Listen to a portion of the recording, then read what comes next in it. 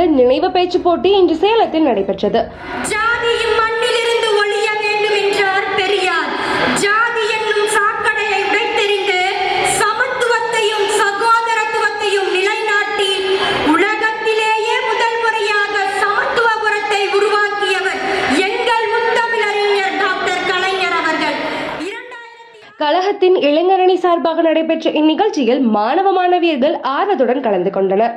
சிறப்பாகவும் பேசினார்கள். நடுவர் அவர்களே, ஜாதி மதம் இனம் என வேறுபாடின்றி தமிழர்கள் அனைவரும் ஒன்றுபட்டால் அப்போது எங்கள் நாடு இந்த உலகத்திலே தலை சிறந்த நாடாக மாறும் என்பதை கூறி விடைபெறுகிறேன். வாய்ப்பளித்ததுக்கு நன்றி கூறி இந்நிகழ்வில் சேலம் மத்திய மாவட்ட கழக செயலாளர் ராஜேந்திரன் எம்எல்ஏ, சேலம் மேற்கு மாவட்ட கழக செயலாளர், சேலம் நாடாளுமன்ற உறுப்பினருமான DM செல்வ கணபதி, சேலம் கிழக்கு மாவட்ட கழக செயலாளர் SR சிவலிங்கம், சேலம் மாநகராட்சி மேயர் திரு R ராமச்சந்திரன், மாநகர செயலாளர் திரு ரகுபதி, தலைமை கழக நடுவர்கள், மாவட்ட மாநகர கலைஞர் இளைஞரணி நிர்வாகிகள் கலந்து கொண்டனர்.